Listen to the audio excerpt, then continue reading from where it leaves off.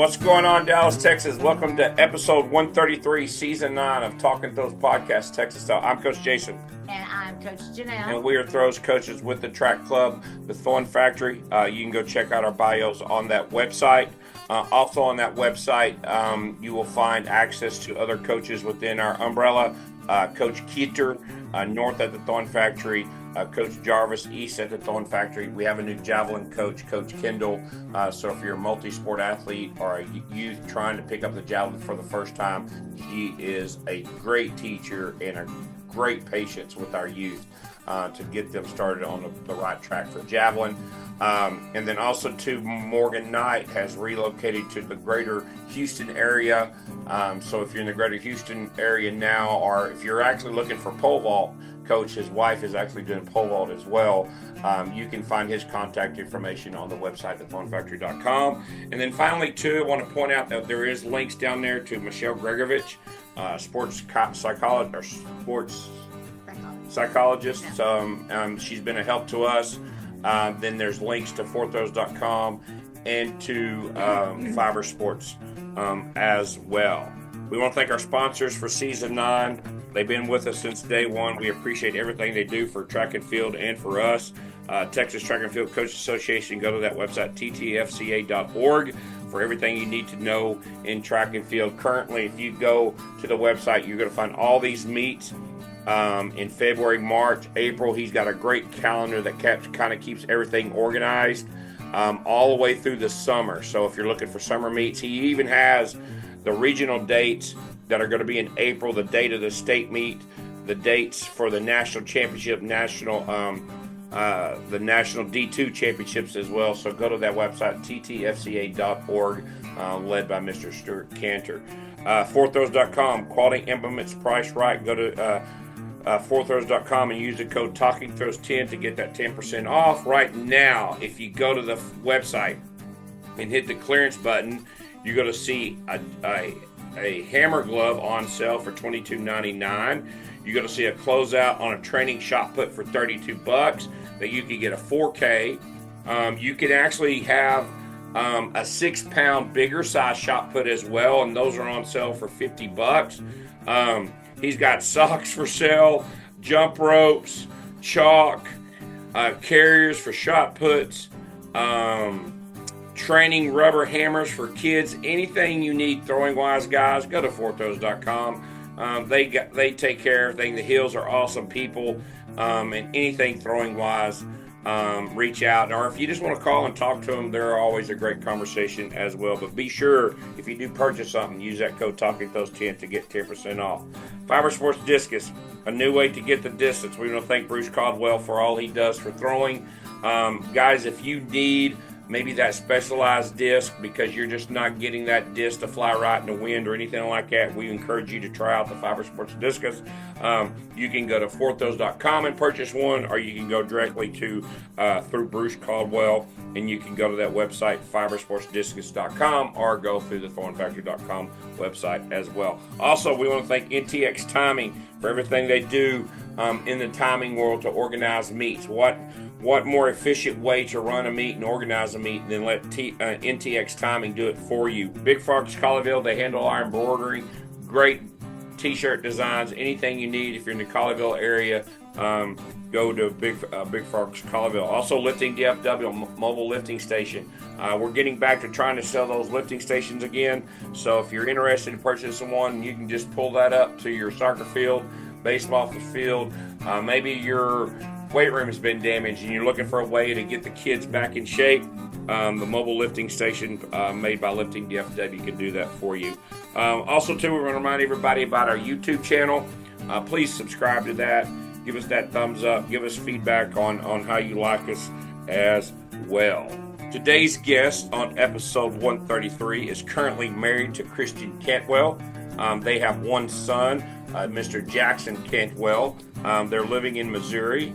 She is also working in HR. She had 2 stints as a D1 throws coach. In 2021, she hit a PR in shot put of 1920. She was an Olympian in 2000. She attended SMU from 1995 to 1998, where she was an 8-time All-American. In high school, she grew up in the greater Nebraska Lincoln area in a little small town called Crete, and she had a 50-foot 10 PR in the shot. Let me say this again, with the glide. So bring back the glide lives. So please welcome to episode 133, Mrs. Teri Cantwell. But first of all, it is an honor to speak with you. Big fans. We're excited to get your story out there and kind of update us, our listeners, on kind of what's going on currently with you and, in your life. So right now I'm not completely out of throwing, but I'm out of throwing, and I am an HR director for a bank. Okay. But my son is heavily into athletics right now, and so I laughed and said that at a team meeting we had the other day with our management team, I said, I am still your HR director, even though I'm part-time recruiting coordinator for Jackson Cantwell. Because I feel like that's all we're doing. So life is a little hectic, and we are in throws because of that. So I get to kind of stay with it, and I sometimes help out with our middle school or high school. But when Jackson got into high school, I felt like I should probably back off because his dad helps a lot. And so, you want to be a cheerleader and have not everyone be on you technically. So they ask me when they want some advice, but otherwise I try to let them go with it. But love the throws, always a fan. And so we're still going to be a little bit a part of it because of our kiddo. Yeah. Did you, as you reflected on your recruiting coming out of high school to kind of see what he's going through, and is there any parallels, but also too with social media, totally different? Yeah. Totally different in two ways. Like track is so low key on recruiting, and that's really why I got out of coaching in collegiately, because I was like, oh, it's just a lot. You have a family, you want to be able to not every weekend on the off weekend have somebody in or go to someone's house. But football is a whole nother ball game, and then you add 5 stars to it, and it's like nuts. So it's nothing I've ever seen. So I thought I was pretty much recruited by almost everyone, but it was a time where they didn't call that much. You got letters first. And now with social media, I mean, Twitter was like huge, and then it just became texting and calling, and there's 30 people on a staff. And so it's way different than track and field. Track and field does not have the capability to recruit like that. That's true. Because I got your one throws coach, right? And so that's who they can reach out. That's it. And so it's very different. And then I'd say social media just adds a whole nother dimension that wasn't there. I think Throwers Ring might have just started that, you got on and you chatted a little bit about stuff. But with social media, there's good and bad. Jackson at 14 became pretty popular and a lot of fans, and it's really nice. But then there's also people that, in that 2 to 5% that make comments that you're like, this is a 14-year-old kid. Like, why are we making these comments? But it is what it is, and you grow up quick. So he's blessed, and it's fun, but it is much different than our recruitment back in the 90s. Yeah. How do you handle just the family time when y'all are watching together? Do y'all make time for that during the week where let's watch Netflix and, have some popcorn? So we try. I would say we are sports people by nature, and so I'm sure you guys, your life is that, right? And so, I just was on a podcast with Jackson's football coach talking about it. And it's like, we just, you don't take a vacation. Your vacations are on sporting events. You're not on a spring break. This is what you do. And so we do though try. Our family likes to go to movies, and so we'll still do that every once in a while. If we're in the house, not huge fans of television besides like sports and things like that, but we like to play cards. We like to play poker. We got Jackson hooked on that, so we'll do some of that stuff. But we're kind of sports family. You're working out, you're doing something. Oh wow, wow. So I have to ask, does the poker get competitive? Because you got 2 Olympians and a future Olympian. Nobody is as competitive as my husband, I don't think. I think I am, but he takes the bar up. Takes it to another level. For sure. So when Jackson was little, did you, when he was 4 and 5, did you kind of like see this 10 years down the road and like, kind of, oh wow, this is possibly this path, or did just God's plan? Yes and no, meaning, I think we thought we were sports, so he would probably do some sports, but Yeah. to this level, absolutely not. He was around, Christian was still training. And Yeah. so when he was young, I would be coaching or Christian be training.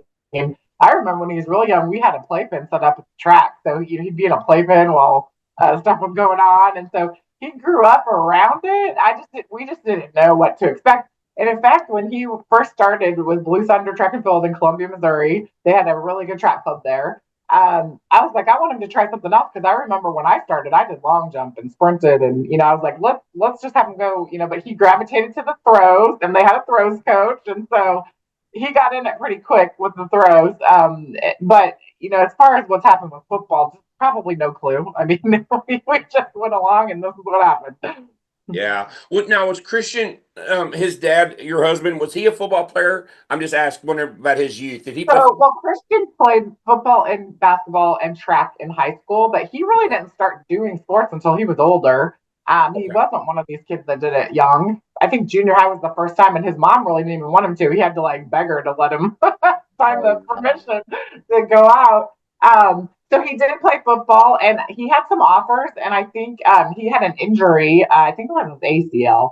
And his mom kind of asked him, I don't really want you to do this. Will you, try to do track? And so he decided to do track. And that's, he was okay at it in high school, but not like he was when he went to college. So Wow. Wow. Awesome. So how's it been for you being HR in the banking world from collegiates? And have you taken some of that experience, yeah. like coaching at Missouri and Oklahoma State, and some of those attributes into your professional world? Because you can't say somebody foot fouled when they have a late fee walking in the bank. Right. But Take the so risk. I love our culture at our bank, and I love that HR really helps drive that. And so I get to do a lot of leadership stuff. And right now, we have a whole entire class that we have everybody take called coachability. And so I think that is what really comes over to the business world is everybody needs a coach. And I think sometimes in the business world, people can look at it and go, oh, well, you're telling me something I did wrong because they're not used to that kind of sports world where it's immediate. Like you have to get better by hearing this is what you need to work on. You did this. This is what you need to work on. And so we really strive for that. And I just lucky I found a place that let me kind of help.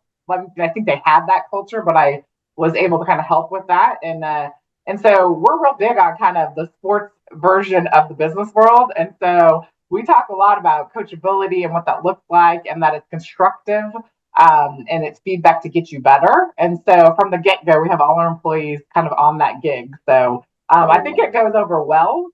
And I enjoy what I do. So I will say, though, coming from the collegiate coaching world where you were throwing and then you're in that world and you sit at a desk all day, that was hard at first, but now it's been so long, I'm used to it. Yeah. Can we go back to maybe Oklahoma State? How did you kind of structure the environment? How did you handle your training and all that type stuff? I'm just kind of curious to know kind of how you did it and if it was a little bit different than kind of what we hear currently. So I had kind of the best of both worlds. I had Dave Woolman, who's still my mentor. Love him to death. He helps out with Jackson sometimes in the Discus. Yeah. And so I had that world, and then I had Don Dallas. I mean, we had two different, very different. But I took a little bit of both, and I think when I got to Oklahoma State, I'm very much driven by how Dave coached because that's why I went there. I love Dave's. He wants to help. There's, constant, like, this is what you need to do, but there's so much positivity to it. And that's really how I approached it of, let's think about, every positive aspect you can and really make people believe in what they're doing. And so I think that's what I took into every job I've been in, but really in that coaching realm. And then I did do, their workouts and did what I knew. There's a whole bunch more now, just even with Jackson and what we, listening to Christian that we didn't know then, or we, developed over time. But so, I kind of just did what I thought worked and saw with so many different throwers, and kind of melted it into my own, but always looking to that you may have this kind of thought process, but every athlete's different. And so what works for them may not for somebody else. And so tweaking to them as the athlete and not just like, this is the technique, you have to do it this way. There's obviously some you have to do's, right, to make it happen, but how you get there could look a little different, right? And so I tried to keep that kind of mindset as I coach. Wow. So you were open-minded to teach somebody glide shot put. Yeah. Yes. Well, I asked that because I have a training video that I show of you from the 1999 U.S. Championships where it's you versus Connie Price and Tressie Thompson. If you remember those days. And you were hunkered over. I do remember. Pushing off Very your right low, foot, back, not the heel. Yeah. And you just you getting double support and kind of turn into it. Is that something to just kind of evolve with you, through the training with Dave during that time and stuff? Yeah, I mean, I think so. Sometimes I wonder. I'm like, oh man, maybe I should have been a spinner. I don't know. Everyone's a spinner now, and it goes so far. But I threw from when I was young, and I love the glide, and I naturally had that very long, almost javelin like finish on it. And I don't know if that came from volleyball or what. And so, Dave was like, "Hey, this is what you." He at one point tried to get me to switch, and he's like, "If this is what you love, then let's roll with it." So I think I was just a very explosive because I had I think might not. I mean, I jumped 19 feet in high school, but in the long jump, but I know my standing at the end was almost 10. So I was just very explosive. And so I think people didn't realize I was probably stronger at the end than I was at the beginning, obviously, with all those years. But so I think we just utilized being super long and that really quick arm. I had a pretty big squat and a pretty big power clean. And I probably maybe at that time didn't look it, but I did. And so we just really thought about how long can we keep that ball from the outside of the ring to the finish and how far can we go over. So I love watching Timmerman because that finish is like, woo, it's so far over the ring, pushing all the way through. And that's just what I kind of fashioned myself out of. And Dave thought, this is what you like. And these are what, the skills that work for you. So that's what I continue to try to do well and then tweak little things. Yeah. Awesome. Do you think high school kids have an easier time or should pick up the glide versus maybe trying to rotate and teach themselves? I think now there's so much video out there. It's so fantastic, right? We didn't have that before. So it's so fantastic to be able to watch and kids do it. So like you're seeing the technique evolve so much that you didn't get a chance before because you could be in the middle of nowhere with a coach that maybe doesn't know a lot and you guys can research. So that really didn't happen before. So I think the throws are getting better for that. I think it's to each one's own. I mean, we've even talked about this with the Nixa high school coaches, and sometimes it's like, well, this person isn't going to go on, and so maybe it's easier to get a little bit more out of them in the glide because they probably are not. They're going to go play volleyball, and we know that. So it might be easier, and the glide is not easy. Let's get that straight. But the movement a little bit is a little bit easier for a high school kid to get than that spin, and so. Sometimes we'll talk through that and kind of see, does it make sense to switch now and try to go, young and do it? Or if we got someone late, do we just keep them and have them glide because they can pick it up better? So I think it's kind of, you got to fill it out and see the person in the situation. The person in the situation. Great answer. But I do love the glide. It just feels like it's the past now, but I love it. Well, and that's the reason I bring that up is because I love the glide, and I kind of think that's my little niche on how we, teach the glide. And so I feel like sometimes it's underutilized for that kid who is a multi-sport athlete that doesn't have a lot of time to do this. The movement's simple, but it can be complex. And you can take a kid who is a volleyball player, and if they have just enough coordination to push off the right and kick and get in double support and have that long strike, like you said, they could throw 37, 38 feet, which would be competitive at most of their meets. Versus they're doing rotational shot put and throwing 30 or scratching out the sector. Right. Yeah. So you're like, so if I were coaching, and that's what we've talked about with some of the NICTA coaches, like if I had a girl like that, I'd put her in the line because she may, and then, maybe later you look at that, but she's probably going to play volleyball. Let's get her out there the time we can and get her the best we can with the technique that might be a little bit easier to do with her skill set. Yeah, for sure.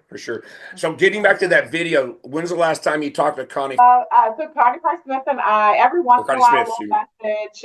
She's a little bit on Facebook, but sometimes I'll message her if I see something or something reminds me of her. And then a little bit, we talked a little bit about Jackson as well, but her husband was always so good to me. And that time period, I think back to it, and Tressa and Connie and I, there weren't a lot of women that were sponsored, right? And so we were kind of 3 in the top 10 in shot put in the world, pretty consistent those 3 or 4 years there together.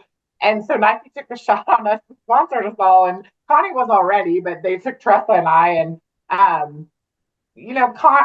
just said this the other day. Someone asked me about her. And I said, what's really cool about Connie is she could have been like, here's these 2 hot shot kids, right? Like Tressa and I were young. And she could have been like, I don't want anything to do with this. But she really mentored us. And especially me. Her husband was fantastic to me. And so if we went to meets, we would go out and throw together. And sometimes, my coach wasn't there, so I was by myself. John would always take me in. So Connie's the best of the best, man. She's the best. And like I said, I think she's just, she's in the role she is and because she's a great mentor. And she was even then. So. Wow. Yeah. Awesome. Amazing athlete, amazing coach, amazing person, constantly giving back and what they've done at Ole Miss. Just her and her husband's just been tremendous. I love that picture of y'all because in that video, y'all are all sitting next to each other and like she is like, not to say you're short, but is she like 7 foot tall? Connie's tall and so fit. She was always fit, and I always did. I'm 5'11", almost 6 foot, but like when I would go overseas and you stand by Connie or any other German thrower, like you felt short. So. For sure. And you mentioned Dave, and we're going to get into Dave, but first I want to go back to 2000 to 2003, that training group, or Don Babbitt, excuse me, and that training group and stuff, and you just were coming off the Olympics in 2000 and talking about all that. First off, why the move there and get involved in that training group? So I probably wouldn't have moved, but I was in a relationship with someone who wanted to move. And so we moved to a group that was training in Georgia. And there were just a couple at that time, but it's like it exploded right after. Everyone just came that year. And so it was like, Adam Nelson, Reese Hoffa, Brad Snyder from Canada, myself, Hawklitz was a hammer thrower. Bro Greer came and started throwing javelin there. Oh, wow. We just had this group that came together right after the Olympics. And I don't know if it was just, people were just, finally wanting a group. And it was like, oh, well, everyone's going, so let's do this.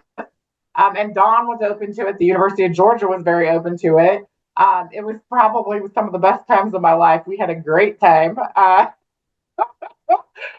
And then, we trained hard and it was very competitive and we did a lot of things where we pushed each other. And one of my favorite that's kind of non-throwing related, we would do 20 minutes of hell. And Jed Logan actually gave that idea to Don Babbitt. And we're like, all right, let's do it. And it's just like a sprint. Like you sprint so far and then you sort of walk or you can jog, but we walked it. And you tried to see how many meters you could get in 20 minutes. So we were all trying to beat each other. And then we'd have these epic ab competitions. And what I mean by that is Coach Babbitt would take us into the gymnastics room. I think he still does it at Georgia with his crew.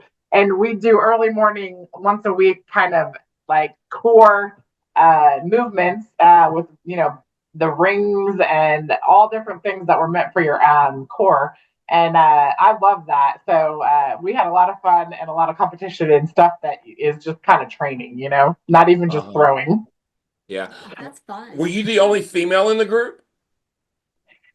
So no, we had, I think I was the only professional that came at the time, but then we had Greta Edholm, who was my teammate at SMU. She was married to Brad Schneider, so she trained there. And then they had some Georgia people. So Reese and Renata got together. If you know Hoffa's, Reese Hoffa and Renata Hoffa got together because of me, and they got married. Matchmaker. And so Renata was in there, and then Katie McCoy was a hammer thrower for Georgia that was training, and she tried to kind of go a little bit after she graduated. So there were a few females, but it was mostly a group of guys. Yeah. And you said earlier that his coaching was a lot different than you learned from Wallman. Could you give us a couple of examples of like what you took out of that experience? So Babbitt is he's very down to earth, and he tells you like it is. And so I was so used to, like, if I threw something and I thought I threw that far, like Dave's just like, yeah, you threw that far, because he wanted you to like believe you could do it, right? Babbitt's like, let's get the tape measure, and if you threw 19 meters 01, you threw 19 meters 01, even though you thought it was like, maybe 1920. So it's just very realistic, and sometimes I'd be like, Babbitt, just tell me that I'm doing awesome. Like, I just need to hear it. But he's very positive. He's just very direct, so very different that way. And then I just think I kind of added a little bit more with Babbitt, and I think Wallman has changed that now. But with Babbitt, we did a lot more.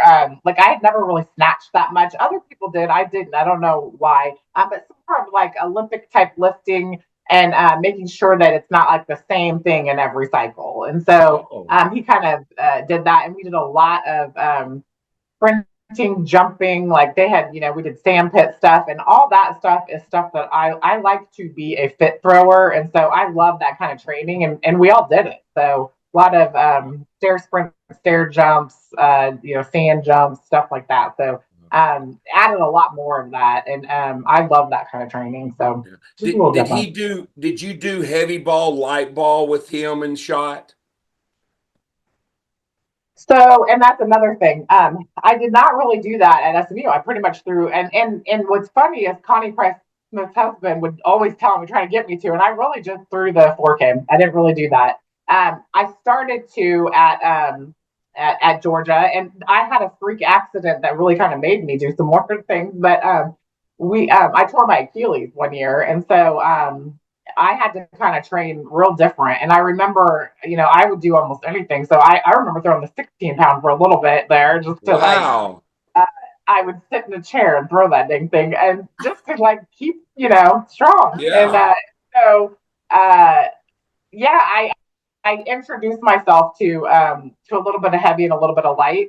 But Christian does that really well. I did not do it like he did it. He's very good at it, and Jackson trains like that too. Of a heavy and light different times than when you're throwing it far. And I didn't do that very much, and a little bit when I got with Babbitt. Yeah. And you said you looked at yourself as a very fit thrower. And I'm not trying to pry, you don't have to answer, we can delete it. Could you, like, how much did you weigh? I got no problem with that. Yeah, so I was about 5'11", and sometimes it depended, but I'd probably go from 190 to 210. It could be either way. So like if I was really lifting heavy and like a heavy cycle, it might be up a little more. I felt better when I was closer to 190. But I mean, there at the end, I had almost no body fat. So I mean, I was very fit, and I liked it that way. That's what I wanted to do. But you asked like any message for girls. I think Michelle Carter's such a good one for it. Deanna Price Smith is so good for it too. But when I coach, that's something I just everybody has a different type of body, and you got to do what you can with it. And I think for girls, that's the message I would always say. It's like, if you whatever you're guy, gal, whatever that you're trying to date, if they don't like your size, then move on, because you need somebody that does. Good point. That's a good point. Good. So how much calories would you eat when you were training down there and you were doing all those 20 minutes of hell? You had to be taking in a lot of calories. Yeah, I mean, I don't remember now, but I did. And Adam Nelson joked, because I ate all the time. He's like, man, when you're done throwing, you're going to blow up. And I did. It took me a minute to get used to not working out. Yeah. But I ate a lot. And health, I tried to stay healthy, pretty clean. So I don't remember exactly, but I ate quite a bit. I did not ever shy away. Still don't, from eating. Have you talked to Babbitt lately? Yeah, so we've been to Georgia a few times with Jackson on recruiting, and Okay. so we've ran into Babbitt. But what's really funny is before all this recruiting started, Jackson's freshman year, his eighth grade year, we were at a tournament in Atlanta for basketball, and I thought, you know what, I can't not run over there. So I went over there, and Babbitt showed us around. We went through the football, we went through track, we had lunch with the office, and I thought, oh my gosh, this is crazy. We just did this. And then like the very next year, the whole thing happened where, he's actually like recruiting with Georgia in football. But yeah, I try to stay in touch with Babbitt. So we talk every once in a while too. Mostly text or messenger type stuff. But I've talked to him on phone a few times. So yeah, Wow. we stay in touch. My brain's going 9 miles an hour, but you hear the slang term "life comes full circle." You're living that really now with everybody in your past through your son. Life has really brought all these people back in your life. That has to be so meaningful, cool. Yes, yes. I mean, especially the track because like the weekend we just saw you at A&M, we were there for football, but we were going over to see track. And I mean, I'm just sitting there going, oh my gosh, like Juan was in when we were the Southwest Conference, A&M and us going against each other. And he was coaching there then, and I hadn't seen him. It had to be almost 30 years. And I hadn't seen Mario, even Coach Henry. So, I mean, just walking into these people and you forget what it's like to talk with, track people. It's pretty cool. And then just this weekend, I hadn't seen Robert Weir forever. He's an SMU guy that was at Mizzou, and we went up to Mizzou. So we talked, but I hadn't seen him in probably 20 some years. So, yes, it's very cool when you get to run back in and see people you love dearly that are still doing what they love. Wow. You know what? It's cool because your name's current again, where you had a little bit of tension, and you were this professional thrower and you had the Nike contract. And some people kind of go off in the woodwork and they like the no fame. And now you're kind of like, I'm in the spotlight again. I would say I'm probably not, but it's funny. Jackson tries to say my name, but like in the football world, it's Christian, and then in the track world, I normally am like the second thought. It's Christian, so like they always try to go. Yeah, my mom used to throw too. But even when he won Nike Nationals, they were doing an interview and they were saying his dad is Christian Cantwell, and Christian was being interviewed, and he had to say my name because he's like, "Oh, this is not good." If you can't remember, life is a pretty big deal too. So I did have part of that, making of that kid. Yes. Yes, you did. That 11-pound baby, I think you had a big part of. Yes. So I'm just curious. I'm sure you and Christian have a tremendous marriage, but y'all ever like sit and like my records are better than your records? Like you like way better. I will say he'll give me credit on being more athletic, like just overall, like the jumping and the sprinting ability. The Texas Track and Field Coaches Association. Coaches education through our annual winter clinic, the state's #1 track and field clinic. Texas Track and Field promotion. Our postseason Meet of Champions. Lobbying efforts with the state's governing bodies. The Texas Track and Field Hall of Fame. If it involves Texas Track and Field, we're at the forefront. Join our mission in continuing to make Texas Track and Field the nation's best. But oh man, his are way better. I mean, he dominated for a while. I mean, 5-time world champion. He could take the weight. He could throw the heavyweight. Heavyweights far. And then his lightweight would go. I mean, he has a lot of really cool things. So he probably beats me on that. But I was probably more athletic. I love that. Can I ask, and we don't have to answer, tell us how the first date, when you went out with him on the first time, did you know, like, this is the man of my dreams? No, I didn't know that, but this is really funny because Jackson's going to go to the Nike Internationals, and it's in Manhattan at the Armory, and that's where we first met. So we didn't go on a date, but I was out of college training with the Georgia group, and Christian was just coming on. He was, I think, a junior in college, and people really didn't know his name except for he was the big kid from Missouri. then they had another one. So then people would get confused because West Bell was the other one and they looked alike. Yeah. But we met there. My group was together. Like I actually roomed with Adam Nelson. Like we had 4 roommates all together, and Adam roomed with me. So when I met Christian, he had it was called his uncle, but it was a guy that just helped him like growing up, like go to sporting events because his parents didn't really take him. And so when we went on our first date at Drake Relay. So a couple months later, we had stayed in touch since Manhattan, and then we went on our first date at Drake Relay. And he was so sure that I was trying to like play a chess game with him, like get in his head because Adam Nelson was my roommate, and I'm like, it's so crazy. He's thinking this.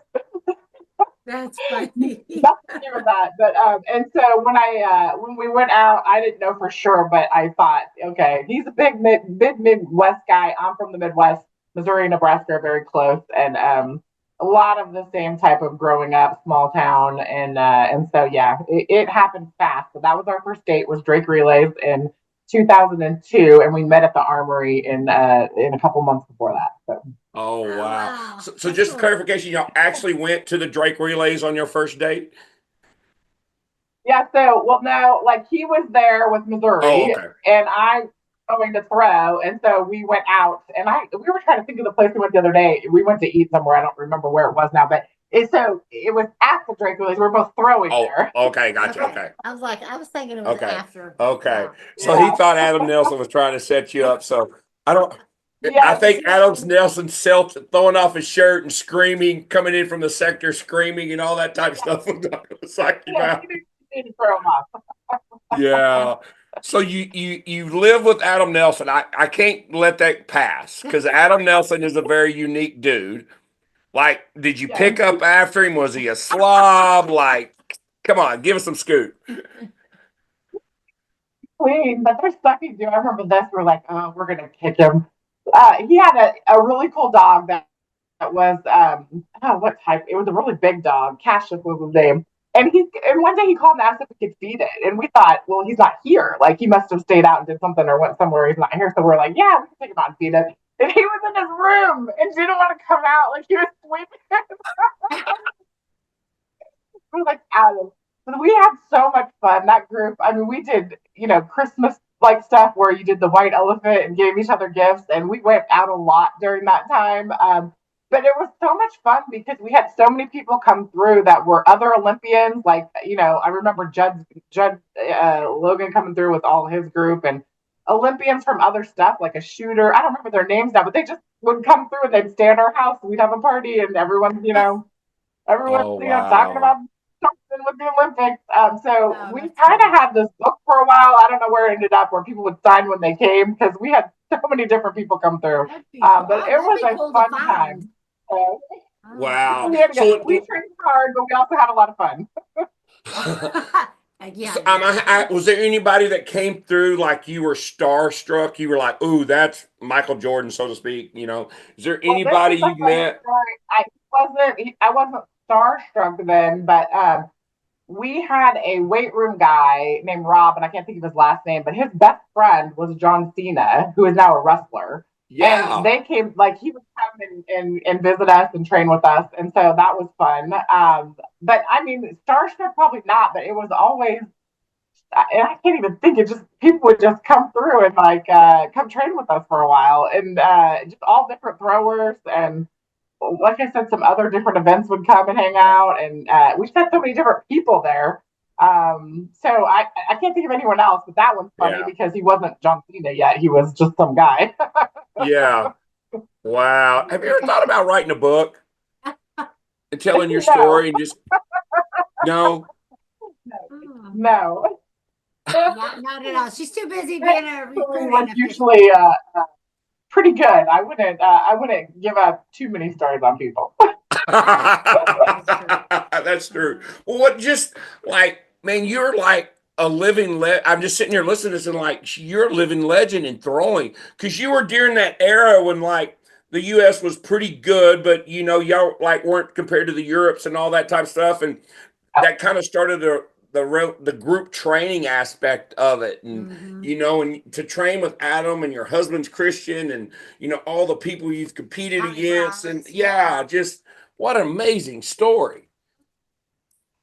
We had some good ones at SMU, I'll tell you. I will never forget our groups there either.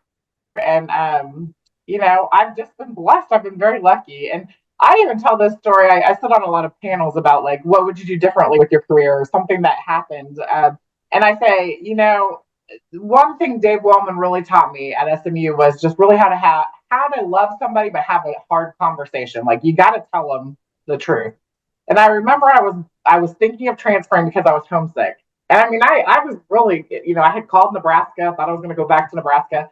And he sat me down and he said to me, you're not here. Like you are not getting out of your room. You are not going out with these people, and really, living SMU and being here. And I remember thinking, who is this guy telling me this? I'm transferring. But it was because he had that hard conversation. I was like, he's right. Like I've got to make sure that I think about like I have to be involved here. I have to be a good teammate, and that's going to help me. And I'm so glad that I didn't transfer. But it's those things like that that stick with you. And that group was so good. We had such a good group at SMU. Yeah. What was that transition like going from Nebraska to like Dallas and the Highland Park area? And, I'm sure Dave, was something that you weren't used to as far as how he does stuff. And, all the great athletes, like you say, are saying that was there. The hardest thing was I was from a really small town in Nebraska. Yeah. So, under 5,000.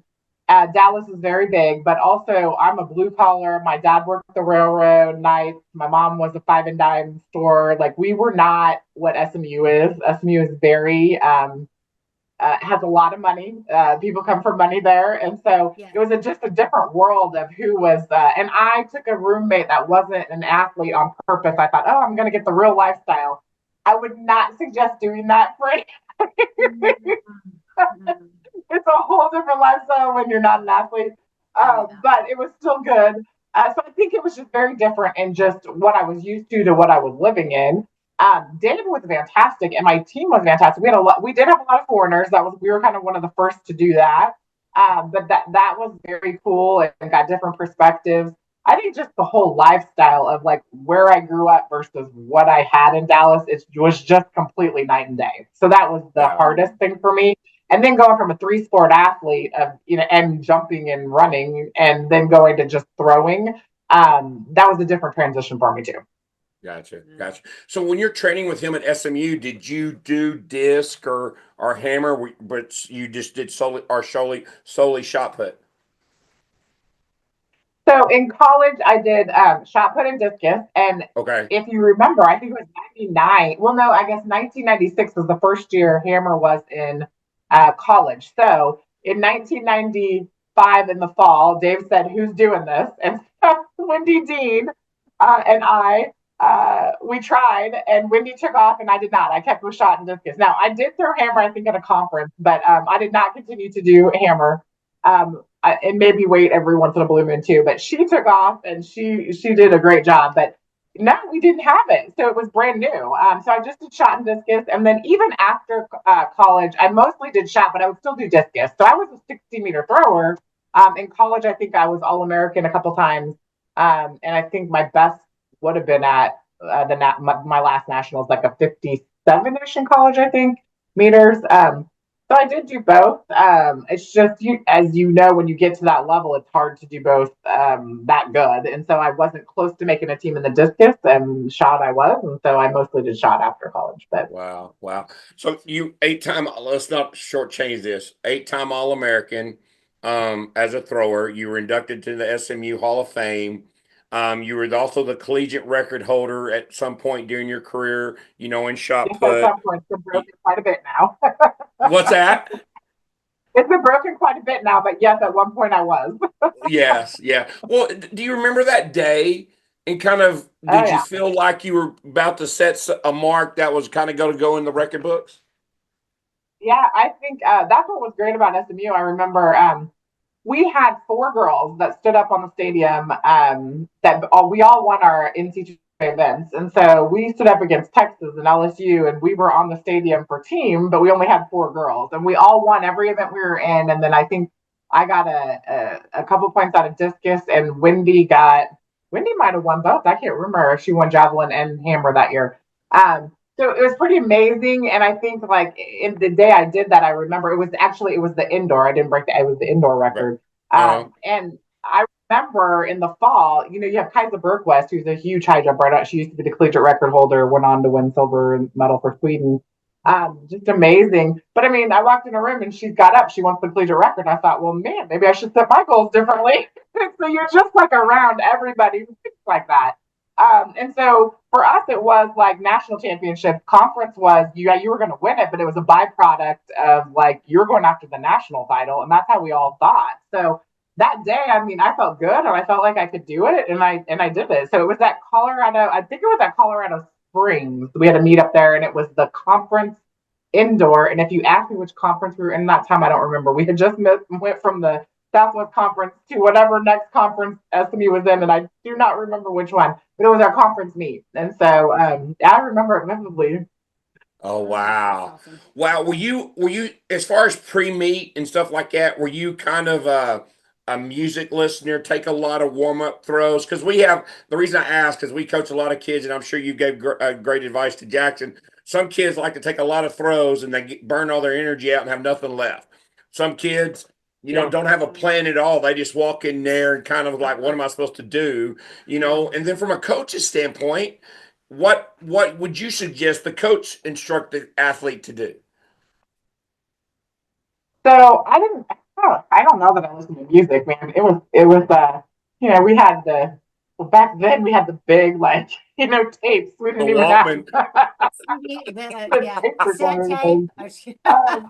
so I'm not sure I listened to music, but I didn't have to take a lot of throws, but I like to stay warm, and so I wouldn't recommend this for every thrower because I think Jackson would die if he did what I did before I threw. Like I kind of kept jumping around in between throws. I like to keep like um, just warm and going. And to most throwers, that's not what they should be doing because then it probably wouldn't fit as like I did a lot of aerobic type stuff. So I wouldn't recommend what I did, but it worked for me. I really like to stay. I do like I remember for a throw, I jumped before I went in. You have a routine.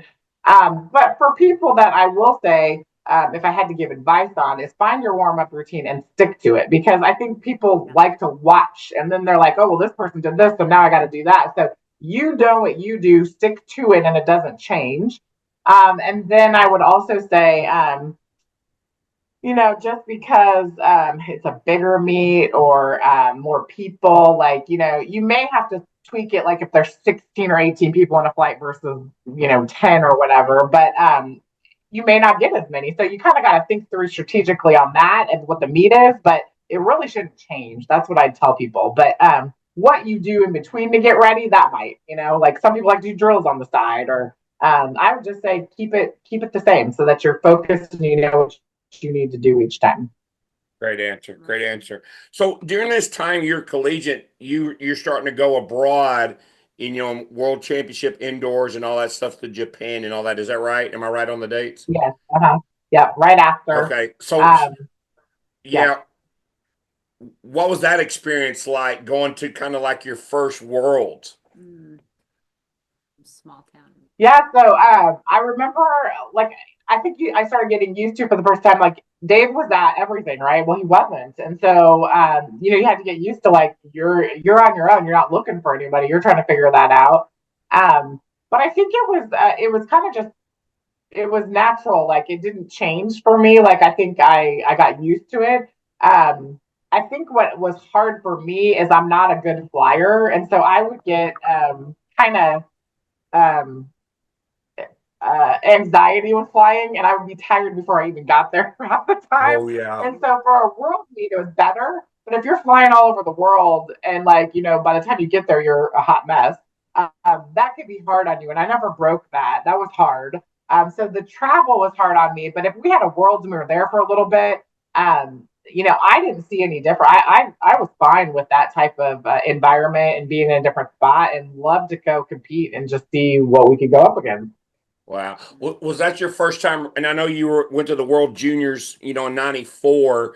Was what, with nobody kind of speaking English and all that stuff, and it was just kind of you and your teammates. That had to be a different dynamic than maybe what you were used to with what was going on at SMU in that training group.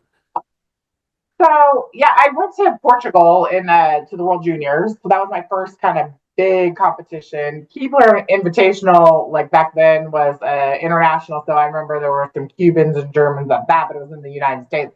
So I kind of had a little taste of it. Um, I had a lot of foreigners on the team, so I was pretty used to a Yeah. lot of that. So that wasn't so much an issue, and I'm pretty independent. So I mean, I remember, lots of things I did. One probably not good, but vividly remember, they were like, "Don't leave the hotel by yourself," especially in certain countries. And I remember leaving in Japan by myself, and the streets kind of like are real windy, and you can't tell where you are. And I came out of a store, and I didn't know where I was, and I freaked because I thought, they don't understand me. I don't. So I always carried a card to the hotel just in case after that. But I didn't get it figured out. But I thought, oh, what would I have done? I was by myself and I didn't know where I was. So just you do pick up stuff as you start to travel. But it was okay for me because I think I was very used to a very multicultural group of kids. So Yeah. Yeah. So you got bronze at that indoor championships in Japan. Do you still have the medal? I do. I don't know where it is, but yes, I do have it. Oh, Very bad about So awards. so don't put. I have to ask because my brain's working. So don't tell me Christian has his up on the walls and yours don't even know where it's at. Is it in a No, box? every time someone wants to see his Olympic medal, I have to go find it. I'm like, oh, where did we put that? Like, we don't have that we have. Jackson has his stuff sitting out, but we don't have our stuff out. Like, we're really bad. uh-oh. Oh wow, wow. Well, maybe when he turns pro and builds y'all that house, y'all can kind of have your own little Yeah, museum and maybe we'll stuff make something. for sure. And so you glazed over it a little bit earlier in our conversation, the Olympics and going to Sydney, Australia, 2000. What was that experience like? You qualified, you represent the United States, dream come true. Oh yeah. So I always get emotional, so I'm going to try not to. So if I do, I'm sorry. But That's it's okay. just an emotional thing. Like you come from a very small town where everybody is like wanting you to succeed. SMU, you have all these people around you. But I've always loved the Olympics. Growing up, my mom, we always watched everything. She had it on. We watched everything we could. Back then, you only had one channel. Now you can just watch almost Yeah. everything. but we watched it together. And I think I am a super fan. Christian is not. Like, he could go without watching it and just get some results and see what happens or watch some of the track. Like, I just love to watch it because to me, you can come from anywhere, you can be anything, and you can succeed. And, when you get to the Olympics, for me, when I walked into the Olympic ceremony, that's the one that gets me every time. You just say, you made it. And you think of all the people that helped you and that you're representing and are so happy for you. And it was a dream come true. And I'll just never forget it. I get every time I start getting a little teary eyed because it's the coolest thing. I just think it's one of the coolest things you can do in sport in the world. And to be able to represent the US, to me, that's a big thing. And I think people really love it and they cheer when they have someone from their area. And so you get a special thing when it's Olympic time. So to me, that was my dream come true. I'm so glad I got to do that. And it was in Sydney. I did not do well, but I got to experience it. And I would not change that for the world. Yeah. Did your parents get to come down there and watch you throw? They did. So they may still do this, but they had a kind of like an exchange thing. So my parents stayed with an Australian family, and so they flew over and they got to watch. My brother came, and yeah, it was a really nice experience. Do you still have all the apparel that y'all get and some of that stuff? Do you hang out in the I Olympic have Village? some over the years, so I've let like I remember coming back and I have my dad has 12 brothers and sisters, my mom has 5. I tried to give something to everybody, but we got so much stuff it was unreal. So I did load a lot off there where everyone got something. And then I kept some and now I just have a little Gotcha. bit. It's a very small box. I think I have the uniform and like one of the warm-ups and not the whole opening ceremonies, but a little bit of it. So a couple Yeah. things. That's awesome. What is your stellar career that I don't know how far you maybe 10 years, let's say 10 years in this span, maybe a little bit less. What are you most proud of? Is it a certain mark or is it a certain thing you mastered in your technique? What is the one thing that you're most proud of? Ooh, that's a great question. I mean, I would say the Olympics, but probably 99 getting bronze at a world, because that's hard to do. That's like the Olympics. I just had a bad Olympics. I'd also say I had a really bad injury. So I'll give another one. Probably this is the most proud. I had a really bad Achilles injury, and like coming back from that, it's crazy hard. I was at Georgia, and I remember Dr. Andrews he's one of the famous doctors out of he's Auburn, Alabama doctor. Does everybody's surgeries. It seems like that's an athlete. He was basically like, "You're not going to be able to throw till this point," and it was like summer, and I was like, "No, that's not happening." So even though he said I wouldn't be able to, I had in my head like I was getting back for indoors because we had to eat, and that's how we made our money, and that's how we got insurance. And I was like, I'm going to throw indoors. And I wasn't able to do everything, but I was able to do a standing throw with really mainly using my right side, not my left very much, because that's where the Achilles was on my left that I had torn.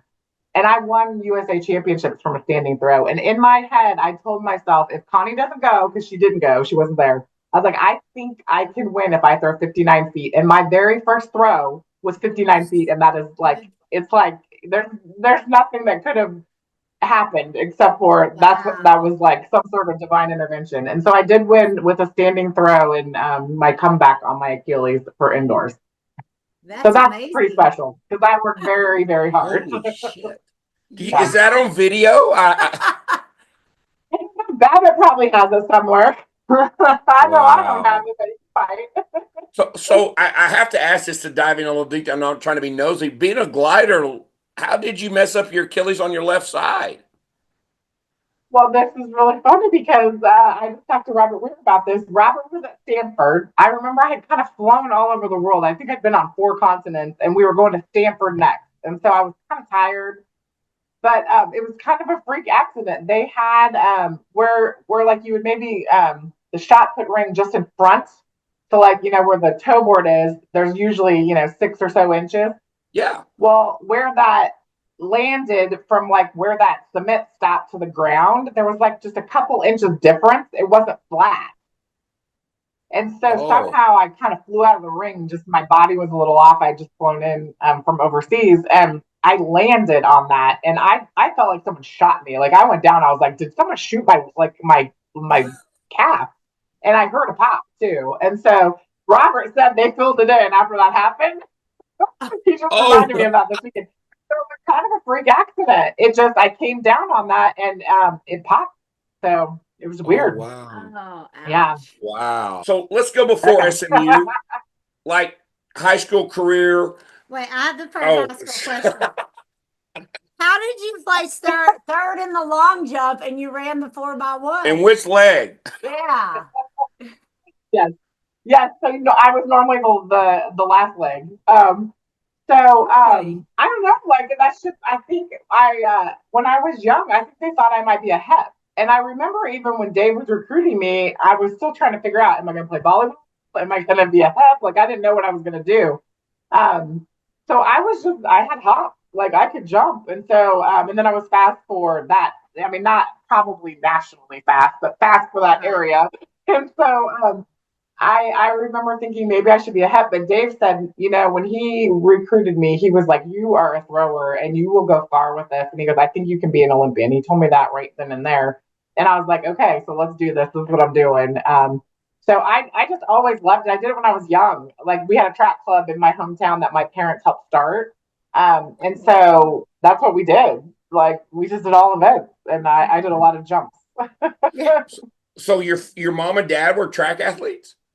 They were not. I don't know why. They helped this guy wanted to start a track club. We had a really small town, and they started it. And then my dad my mom did it too, but they just got heavily into figuring out events, and then like they coached it for years after we were done, my brother and I, and they just loved it. But they were not. I mean, my mom didn't really have athletics. They didn't have it for women at in her time frame, and my dad was from 12 kids, so he pretty much worked like to get his help out the kids. They were pretty poor, and so he was not really athletic, but they just someone approached them and they thought it would be good for the town, and so we started doing it.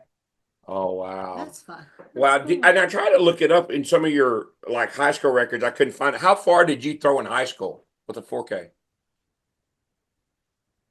So 50 foot 10 was my record, and I think that was the state record. I think it's been beat since as well. And then in discus, it was 147, I believe.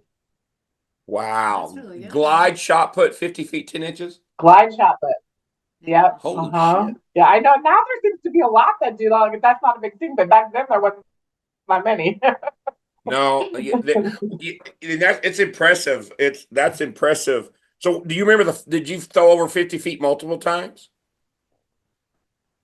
My senior year, I did. I think it was kind of a natural, like, the small progression each year. Because I remember a freshman, I think I was around 45, and then like 47, and then 48 my junior year, and then 50 foot 10 my senior year. So I threw a few times over 50 my senior year. Wow.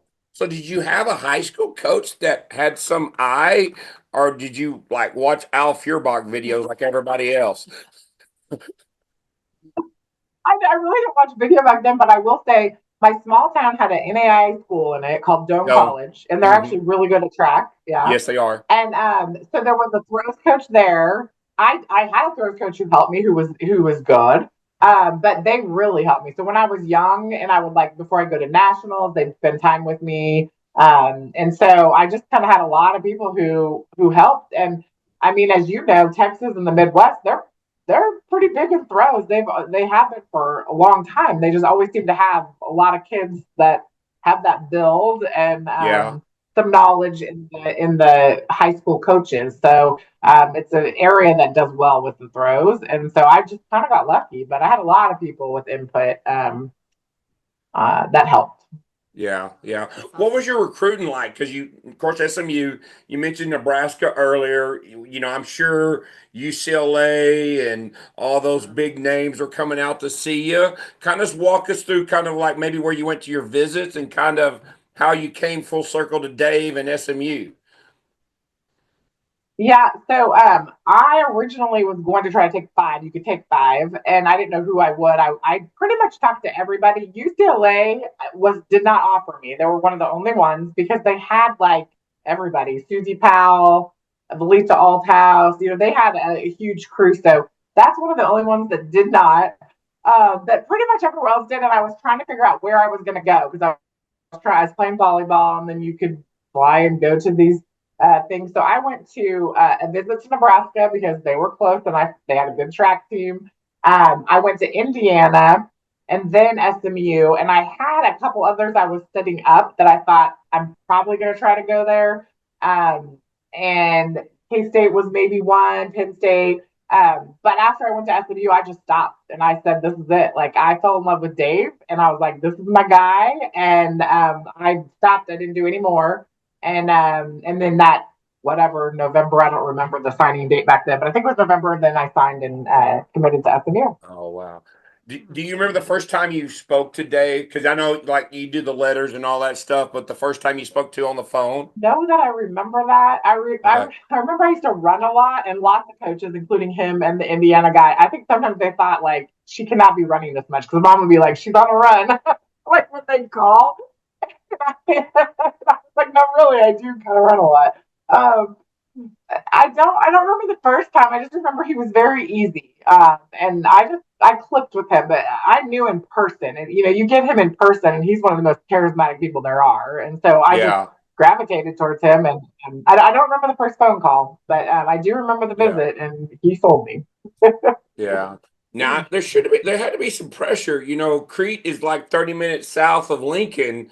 You drive through Lincoln all the time to kind of go to, your home state and that big red machine with that big N on your chest.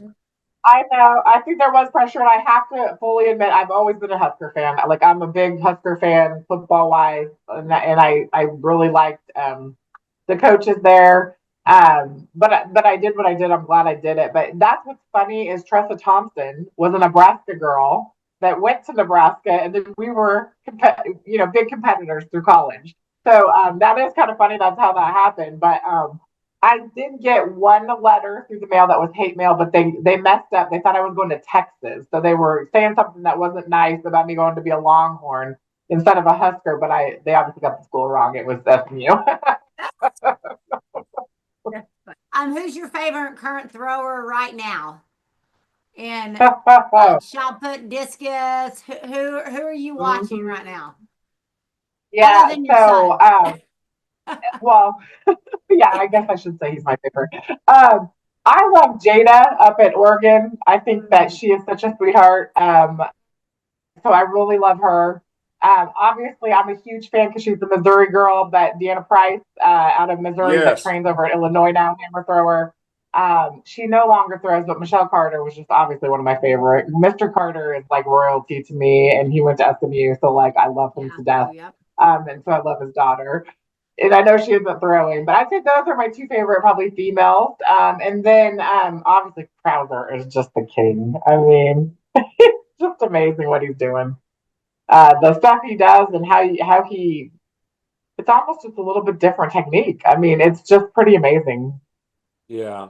Yeah, I'm kind of curious when he broke the world record and went 23 meters and stuff. I'm sure, man, you and Christian like had to have some great perspective of like he just went 23 meters. We're like, holy crap. Yeah. So I would say that Christian, if Jackson didn't throw, when Christian walked away from throwing, he was like, I'm done. Like he doesn't like really partake in it. However, I know they do talk about it because they still have a fantasy football league that has a large majority of the old throwers in it. So their fantasy football league talks about it a lot. So I know they've watched a few things, and that one they were all talking about. So, I mean, it's just pretty amazing. He's doing stuff that's unheard of, and kudos to him and what he's been able to do and achieve. And he's still trying to go, and it's been a long career. He's starting to see a long career at probably towards the end now, but he's been pretty amazing.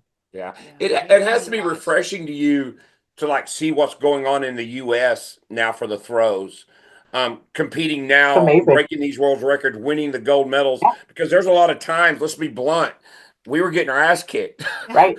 you know, and it was like, and you were like, man, what am I going to do to whoop her? Yeah, and we didn't have. I mean, our hammer throwers and javelin throwers just couldn't even. Like we were, had some shot in this, but not.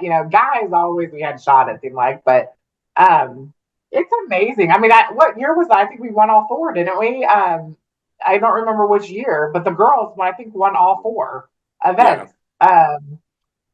In the throws. So I mean, it's pretty cool to watch, and you hope you help pave something, but like, man, they're just amazing and dynamic, and this social media world, they've taken that too. I think they have a lot of female followers, and I love most of their messages. So it's a fun time to be a thrower in the US, that's for sure. I want to get your perspective. Do you think what has happened for us to narrow the gap? Is it better coaching at a younger age? Is it better collegiate technical models? What have we done in your perspective to narrow the gap? I do think coaching younger, because if you look at the countries who were good, they had a model of like, you knew you were doing track at whatever age, 5, 6, and so especially Germany in the throws, or Russia. I mean, they were doing it from a very young age. And again, the hammer and the javelin from a young age, which we didn't even have it in most states, and so you didn't do it until you got to college. So I do think it's doing it from a younger age. And I also think it's coaching and just getting smarter about being able to watch the videos. And they kind of had that, I mean, in their own way, because they had schools they went to that did all that. So they were set up to do that at a much younger age. Where our training ground is really college. And I don't know what's going to happen with all the stuff with revenue sharing, and what's going to happen with, how many spots people have for track, and if people, so you hope that people keep track and they still have the spots, because that's really the true training ground for the U.S. to get ready for that, next step. But I do think people are just doing it younger and better early on. And that the countries that were really good at it were doing that before. So. Yeah. I do think that. So, Some of that's, like you said earlier, social media. Kids can go find videos. You can Yeah. go find a ton of people are posting training videos about Right. throwing. And all the kids can go out there and find that, which helps. Where what the Al Yeah. Fierrock VCR tape everyone else had to watch. Right. Now you can watch. I could right now go through his phone and find YouTube. a gazillion YouTube Yeah. of people doing training videos. And Yeah. And I want to ask this too. You being a former collegiate coach, your son's going through all this. You're more a high level collegiate athlete. The transfer portal, all the NIL revenue, and you don't have to. You answer. You don't have to if you don't want to. Is it a good thing? Do you feel like these athletes should have an opportunity to kind of get reimbursement for their late name, image, and likeness? And then also too, do you think it's easy for them to jump in a portal and leave so soon? Yeah. So I'm torn on both, and it's still the Wild West because I feel like, there's going to be that court case that comes out. We really don't know exactly what that's going to be. Am I happy for my kid? What I think is going to happen to him? Absolutely. Yes. I mean, yeah. If it goes the way it's going, it's a very cool, nice thing for kids. And do I think, especially in that type of sport, I mean, their names were doing that, So I do think it's good to get some revenue sharing and be able to get paid. The transfer portal is where I go, like, I don't mind that you're able to transfer, but I wish there were some rules. I'm a loyal person, and I'm a huge college football fan. But I think for all sports, basketball, whatever, it's hard to grow a team when there's someone leaving every 6 months. The portal opens, and then so. Do I think it changes a little bit on how you treat kids? Yes, but to just jump in, whether it's you're getting paid, some are being asked to because they were paid too much and they didn't produce. So I mean, there's a lot to it that it's so new. I don't know what'll come. I don't love that you can jump in that many times and just keep jumping. I think going back to the HR world, I think we're setting ourselves up to there is something to being said to staying at a job for a while and doing it well and learning skills. And if you're just like next paycheck, that's not a good thing. So I don't love that. So I wish we'd be able to find a medium somehow because, I also believe you should be able to if things happen. If it's not working out for you, a coach leaves, those type of things. And maybe it's a one-time thing, but to go 5 times in 5 years or whatever they're doing now, that's too much. I'm a loyal, and I hope we're able to say that and stay true that, we've said when Jackson makes a decision, he's there, whether, it's hard and he's got to earn his way on. I mean, but they're going to expect him if he's getting paid to go on. So, but we hope to stay with the same place and be loyal and get it done where he's at. So that's what I think. Also, too, for you looking from the collegiate coach perspective, especially in track and field, man, you're recruiting somebody you're kind of not taking a chance on, but you know it is. If you're bringing a boy in to throw the 12-pound this far, but you're like, can he really pick up the 16? You're like, is he going to be round long enough? Am I going to have time, or is my job on the line if he doesn't develop? Yeah, I think all coaches are having that issue because that is true. It's almost like production over development. Like they can't go too long, right? To go, well, I've got to produce or I'm not going to be here as a coach. And so I may not be able to take a chance on someone that's a little bit more development. I've got to go with somebody who I think can do that. Yeah. So I think you're seeing that across the board with everything. Track and field, football for sure. They're not where they might have looked at someone before and be like, I can coach them into this, but it's going to be a couple of years. They can't wait those couple of years. So I think that is harder on coaching, and it's going to be harder on who you choose. So I do think we're at a weird place that could be good, but we got to have some parameters around it. Yeah. That's true. For sure. So, well, thank you so much. I thank you guys because I've listened to a couple of your podcasts myself. I saw your truck the first thing when we walked out the hotel at A&M, and you guys do a lot for throws. And so I've known of you. I just, it was amazing running into you, and thank you for all you do for track and field. Well, thank you. Thank you. Yeah. I was going to say, you're his, I don't know, goals, but there are a list of people he's wanted to have on the podcast since we started this. We're on that list. So getting you on, it's been an honor. Yeah, because I can remember looking at that video, and I was like, well, dang, Trisha Thompson, like she was like Andy Bloom, like that shoulder tucked in and real, and you were there and your feet were wide and you landed in a wide spot, and Connie was there with a weight belt on and, looking like she, yeah. It was a great competition. I love that one. I know. Well, thank you so Y'all much. have a good one. Appreciate it. Thank you. Good night. You're welcome. Thanks. Bye. Night. We want to thank Teri for being on. Life comes full circle when I think about this episode. What amazing throwing career. Her whole life has basically been in the world of throwing. From marrying a 5-time world champion, Mr. Christian Cantwell, to having a son, Jackson, who's probably the best boy high school thrower in the country. Just what a tremendous story. All the people that she mentioned, from Adam Nelson to Don Babbitt, Connie Price Smith, Trisha Thompson, just the people that she's interacted with and came across in her life. She's doing it again. What a great ambassador for throwing. What a great ambassador for glide shot put. So she was able to, throw her 50 feet in high school and hit a lifetime PR of 1920 being a glide shot put. Just tremendous knowledge, and just has a great passion for throwing. And we were just very grateful for her being on. Yeah. And also too, the fact that she is very knowledgeable about throwing and just what's going on in current world, but the history that she's had, and just because of the experience she's had in, the Olympics in 2000. We want to thank our sponsors for season 9, TTFCA, Texas Track and Field Coach Association. Go check out their calendar. They've got all the meets posted for the spring season. So anything you're looking for, they have college meets posted on there. If you're wanting to go watch college meets, all those things are on there, all the way up to the regional track meets and state meets here in Texas. So check that out. You need some implements, go to fourthrows.com, use the code TalkingThrows10 to get 10% off. A lot of great items on their clearance sale, so take advantage of that. NTX Timing, let them run the meet, and you guys can coach your kids, because that's what you're there for and what you want to do. So reach out to Carl Hornback at NTX Timing. Big Frogs of Colleyville, when you're looking for any embroidery needs or any t-shirts, anything you need, reach out to them at Big Frogs. Colleyville at bigfrog.com. Hello, Talking Throws Texas podcasters. I'm Bruce Caldwell. I'm here today to introduce the Fiber Sport Discus. Yes, many of you thought I only made great vaulting poles.